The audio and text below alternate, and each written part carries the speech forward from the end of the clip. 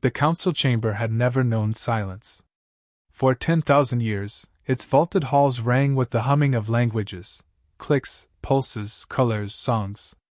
Each species represented in the galactic core brought their own pride, their own noise, their own certainty. But today, the chamber held its breath. Because the doors had just opened. And through them, humans entered. They didn't march. They didn't hover. They walked. Unarmored. Unshielded. Wearing nothing but black diplomatic garb and thin lines of silver along their sleeves. At their head was a man. Tall, stone-faced. Scars ran down his neck in patterns not unlike fractured starlight. His name, Ambassador Jalen Rourke. Behind him, a woman, dark-skinned, eyes sharp as razors. Her rank displayed in ancient Terran glyphs. Her name, Colonel Iana Voss, military envoy. And behind them both, one final figure, a child. No one expected that. Council Speaker Tafk, a crystalline being of the Kthari triad, shifted uncomfortably as the humans approached the center platform. The platform had not been used in centuries. It was reserved for founding species. Earth had requested it. And the assembly had agreed, after much screaming, threats, and mysterious disappearances. Now, the chamber trembled in the shadow of that decision. Honored delegates, Rourke began, voice even, amplified only by the room's perfect acoustics. Humanity acknowledges its seat. He placed a small object on the central pedestal, a smooth sphere etched with constellations that no one else in the galaxy recognized. A relic from our first war among the stars. We offer it as proof of passage. The sphere began to glow. Lines of light expanded outward, mapping jump paths, battlefields, grave sites. The chamber gasped as they saw coordinates deep within unexplored black zones, regions assumed to be death traps, never charted, never conquered. Earth had been there. And returned. From the upper galleries, a diplomat from the Thalzari hissed through 6 vocal cords. This is blasphemy! The Terrans claim veteran status without ever being registered in the archive. Their records are falsified. Rourke didn't flinch. He gestured. The lights shifted. A second image rose into the chamber, footage. Grainy at first, then sharpened into brutal clarity. It showed a human destroyer, Soul Class, designation TSV Iron Rain, being ripped apart by gravity warps, and firing its final rail cannon straight through the throat of a Krell devourer. The Krell had wiped out 3 empires in a single cycle. Earth had killed 1. Alone. Silence returned. Speaker Taft shifted again, his crystalline limbs now refracting anxious flares. Ambassador Rourke, he said cautiously, we acknowledge Earth's courage. But you must understand, the Council has rules. Hierarchies. A path to power. You cannot leap to the center. Rourke gave a small, humorless smile. I'm not leaping, he said. I'm returning.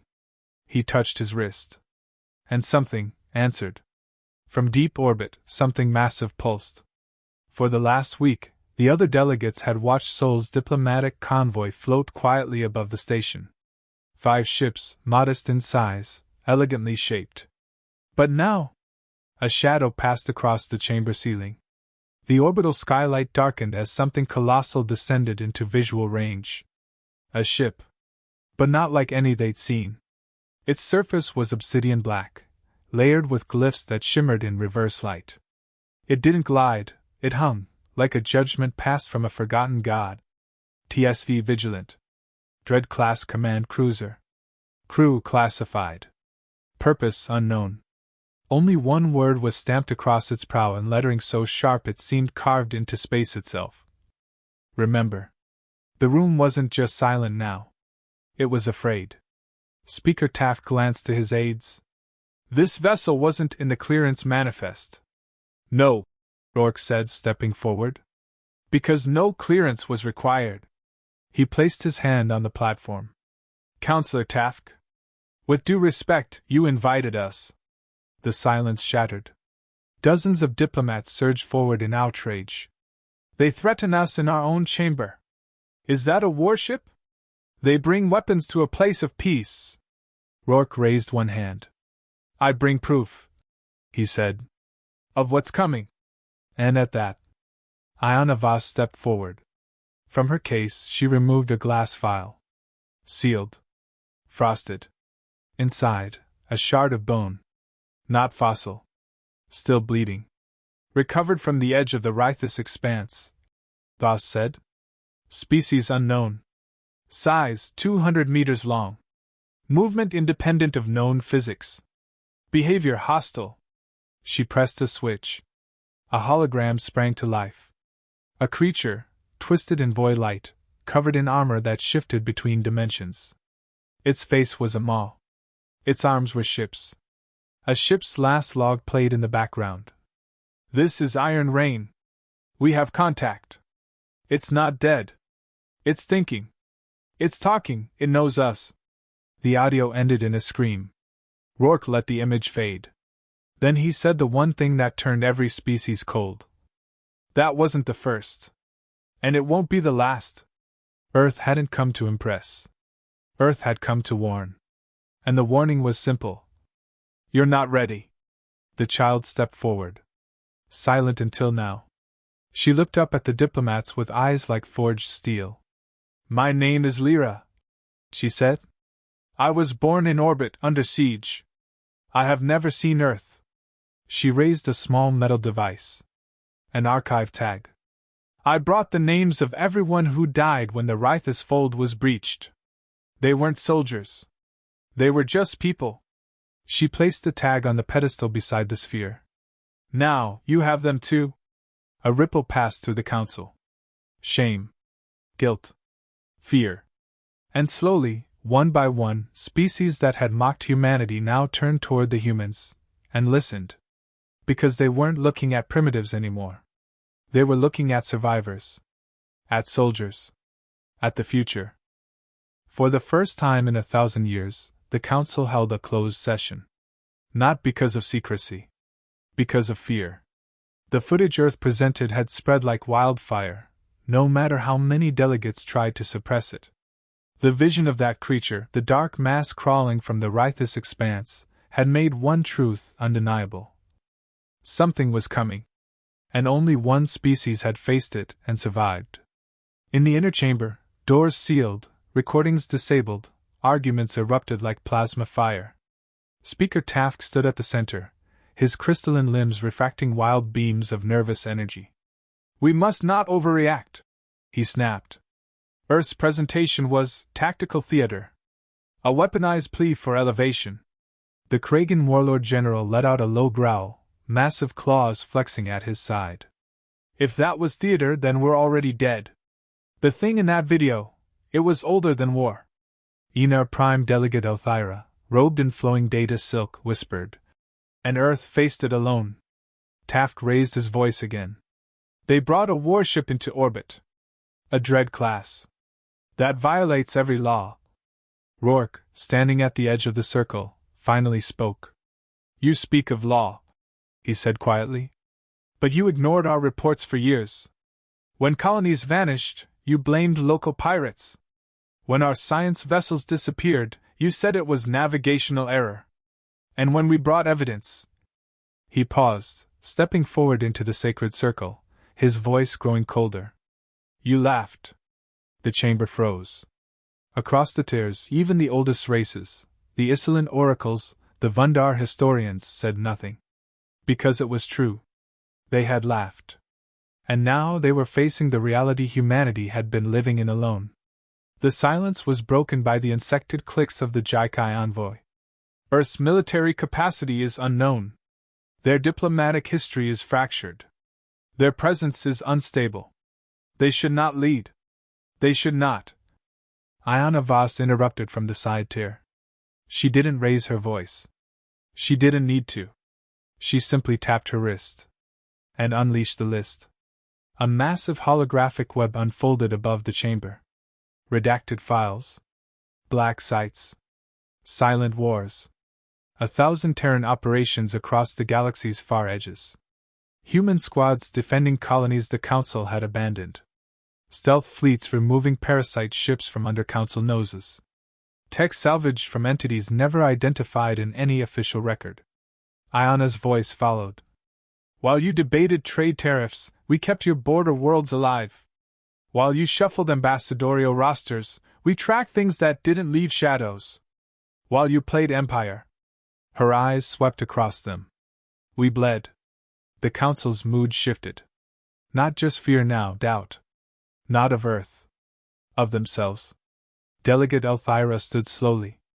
Then, what do you want? Rourke smiled, but it wasn't kind. We don't want your seat. We don't want your approval. We came here for one reason. He tapped the child's archive token still resting on the center pedestal. We want the truth. All of it. We want access to the restricted history vaults. The real records. The ones sealed before your empires were even born. Taft flinched. No. That is not permitted.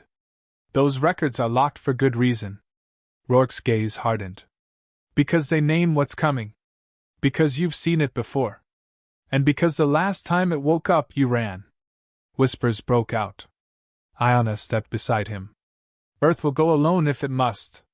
But if we fall, you fall with us. And we don't do second warnings. Some tried to push back. The Trinari wanted sanctions. The Jaikai demanded Earth surrender the Vigilant for inspection. But Earth didn't care. They didn't threaten. They waited. And in the end? The galaxy blinked first. Access granted? The Vault of Broken Stars, hidden beneath the Council's core moon, opened its gates for the first time in 11,000 cycles. Only humans were allowed inside. Not because they demanded it. Because no one else had the courage to follow. The vault wasn't data. It was memory. Engraved stone. Fossilized code. A song encoded in magnetic storms. It told of a time before the assembly, before the known galaxy had borders. A time when something old hunted across systems, feeding on knowledge and light. The Eaters. Unseen. Unstoppable. And now. Returning. Rourke and Ayana stood in the heart of the vault, staring at carvings that mirrored the shard Earth had retrieved. Same shape. Same tendrils. Same planetary signatures. But one detail chilled them both. The carvings ended with a final warning. A single phrase, etched in dozens of extinct languages. The last time, it was Earth that saved us. Rourke whispered. We've done this before. Ayana nodded. And we forgot. Back above the chamber, word spread faster than anyone could stop it. Earth hadn't just survived the darkness. They'd faced it once already. And if the cycle was repeating, they might be the only ones who could stop it again. The Assembly held an emergency vote. Should Earth be given full military and historical override? Should they lead the formation of a new defensive doctrine? The vote wasn't even close. Earth was voted in. Unanimous. Even the ones who hated them. Because now, the galaxy needed them. And Earth? They weren't angry. They weren't proud. They were just ready. Because the real fight hadn't started yet. And this time, the stars would burn with humanity at the front. They gave Earth command.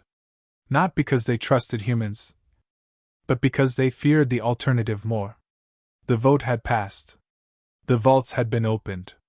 And now every major power in the galaxy fed their most guarded files into a single network. The Terran Archive. The change was immediate. The Revenant, Earth's diplomatic flagship, was no longer a guest. It was now the strategic command center of the Interstellar Defensive Alliance. Over 50 species. Thousands of systems. One burning question. What are the Eaters? The answer came not from a counselor, but from a child. Lyra, the war orphan. The one born under siege. The one who had carried the names of the Rythus dead to the council floor. She stood now before a wall of ancient symbols in the Vault of Broken Stars, her eyes tracking patterns no machine could interpret. I've seen these, she whispered. Ayana Voss knelt beside her. Where, Lyra? Lyra didn't speak. She just pointed up. Rourke stood in the control core of the Revenant, eyes on the data flooding in from across the galaxy. Every week, A new colony went dark. Every day, another probe vanished. Every hour, reports came in of stars that shouldn't be dimming. And behind every incident, the same thing. Gravitational irregularities. Localized memory failure. 0 survivors. It wasn't invasion. It was harvesting. High Admiral Juno Vega joined them remotely from the TSV Phalanx, humanity's orbital forge core near Neptune. Confirmed on 5 fronts, she said. Whatever they are, they're testing our reach. Mapping our reactions. And the moment we misstep. She didn't finish the sentence. She didn't need to. Inside the archive, Earth's black site AIs found a pattern in the ancient records. A set of coordinates. Repeating every 13,000 years.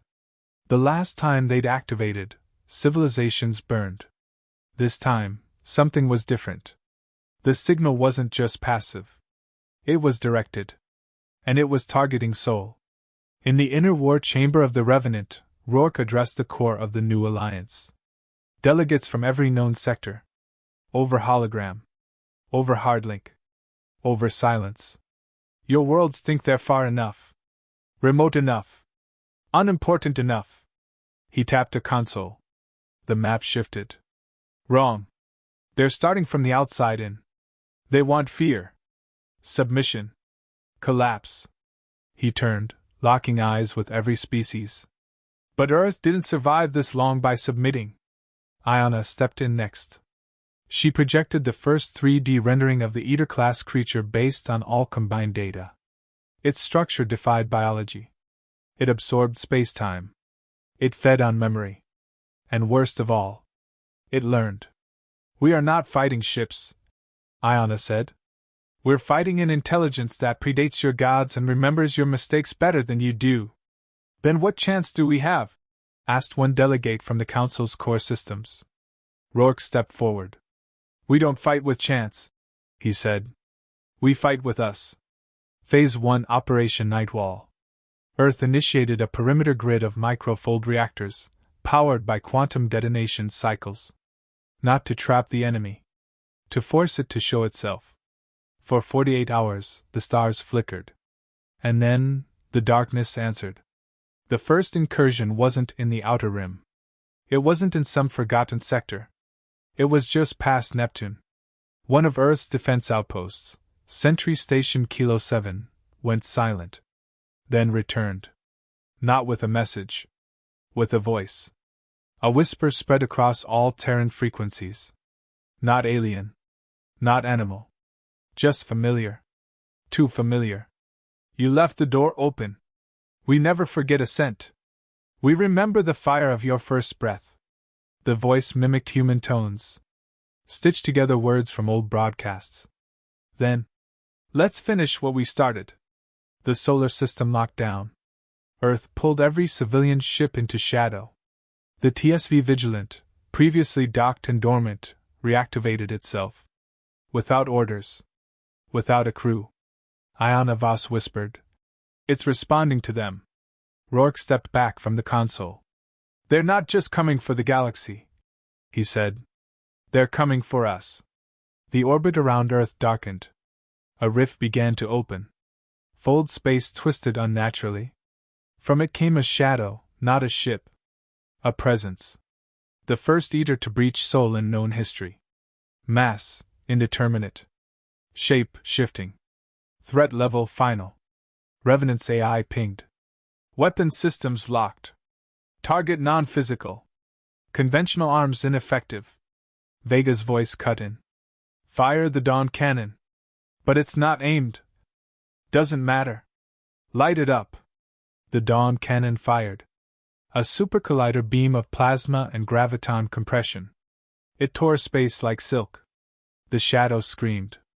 But it didn't die. It watched. Across the galaxy, hundreds of Eater signals flared to life. They had waited. Waited for Earth to step forward again. Waited for the one species that remembered them. And now? They were coming. In the command chamber, Rourke looked across the Council war feed. You've got 2 choices now, he said. Follow us or fade. The Vundar responded first. We follow. The Kragan. Earth leads.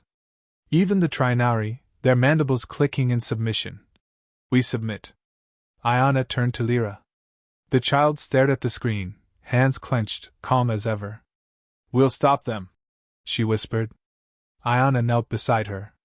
How do you know? Lyra looked up. Because I remember the last time. The Eaters had breached Sol. And Earth didn't panic. It prepared. From the ruins of old orbital rings, the Aegis protocol activated. Terran skyforges once decommissioned flared alive, powered by core suns captured in dimensional stasis. Black site bunkers beneath the Pacific sent encrypted pulses through bedrock to deep planetary vaults. In Antarctica, the vault known only as the Tomb opened, steam hissing from ancient hinges never meant to move again. Within it, TSV Exodus. A ship older than any in service. Not built. Not designed. Grown. Built from the skeletal remains of the first Eater Earth killed. Grown from its own flesh. Fused with human will. You said this was never to fly again, Ayana whispered as the tomb's ceiling split open. Rourke stood beside her, jaw tight. It wasn't. She turned to him. Why now? He looked toward the stars. Because they remember us. And we remember them. In orbit, the enemy unfurled. It wasn't a ship. It was a wound. A fracture across the sky, dripping light backward into itself. From it poured tendrils, not in the form of beasts or weapons, but ideas made physical. Guilt. Despair. Silence. Reminders of every species they had consumed. And through it all, a voice. We offered you surrender before. You chose extinction. And yet here you are again, clinging to defiance. But Earth didn't answer with words. It answered with Lyra. She stood before the gathered Terran High Command, surrounded by war-hardened generals, AI tacticians, and alien diplomats. She walked past every barrier as if it didn't exist. And when the Vigilance Core AI scanned her, warning! Unknown neural pattern. Quantum entanglement detected. Pattern match, Entity Class Omega. Origin Pre-Council Era. Status Hybrid. They all froze. Rourke stepped forward, whispering. What are you? She looked at him. I'm not a weapon, she said. I'm what you left behind. The memory they couldn't erase. The truth spilled like light. Lyra hadn't been born. She'd been reborn. A shard of the last war's final Terran defense. A human child who had died, preserved in quantum memory during Earth's first war with the Eaters. She had reawakened because they had. And she carried something no weapon could hold. Their weakness. Not a virus. Not a frequency. A choice. She looked up into the projection of the Eater swarm as it descended into Sol's system. You consume everything, she said softly. But you've never faced a species that remembers pain like we do. That turns it into rage. That turns it into weapons. That turns it into me. She stepped into the interface chamber of the Exodus. The ship bonded. Not with wires. Not with code. With her. And across Earth's final battle fleet, every weapon came online. The Skywall array activated, generating a quantum dome around the entire solar system. The Ash Valkyries, Earth's orbital drop units, dropped in silence toward the rift. The AI choirs, digital ghosts built from lost Terran tacticians, began to sing their war algorithms into command systems. And the Vigilant? It simply spoke. All systems primed. Final doctrine loaded. Burn everything beyond the sky. The Eaters surged. 1 billion mouths. 1 million minds. But Earth had stopped asking permission. Terran doctrine, last light. Ayana whispered the command. Launch. It wasn't a battle. It was an extinction event. But this time, not ours. Lyra and the Exodus collided with the rift. Reality inverted. And in that moment, she made them remember. The children who died silent in voided colonies. The ships that went dark defending forgotten worlds. The fire humanity buried beneath protocol and patience. The rift screamed. The Eaters burned. And then, like dust on solar wind, they were gone. What remained? Silence. A silence so vast it echoed across species. Because for the second time in recorded galactic history, Earth had faced the end. And said, "Not today!" 1 week later, the council reconvened. Not to debate. To listen. Ambassador Rourke stood alone at the center. His voice didn't rise. His fists didn't clench. He just told the truth. "We don't want your gratitude. We don't want your seats. We don't need your praise." He looked around the chamber, at species that once mocked Earth. "We came to warn you. We stayed to protect you. And now we leave you with a promise. If the dark ever returns," he glanced up toward the stars, "so will we." The humans didn't stay. They didn't build a throne. They boarded their ships and vanished back into deep space. Because watching was enough. Because they weren't done. And Lyra? She now walks the Revenant's halls, eyes watching the void, waiting for anything foolish enough to come through it again. This was not our beginning. It wasn't even our second war. This was Earth reminding the galaxy. We've been monsters before. And if needed, we'll do it again. Belle, you just witnessed Earth's return to the stars. If that sent chills down your spine, if you felt that fire rise when humanity stood alone and won again, then subscribe to the Void Narratives. Every week, we bring you the stories the galaxy doesn't want remembered. The ones where humans change everything. Because out here, no one fears the dark anymore. They fear the ones who walked through it and never looked back. End of story. Subscribe to join the next warfront, Rocket. You survived the silence. Ready for what's next.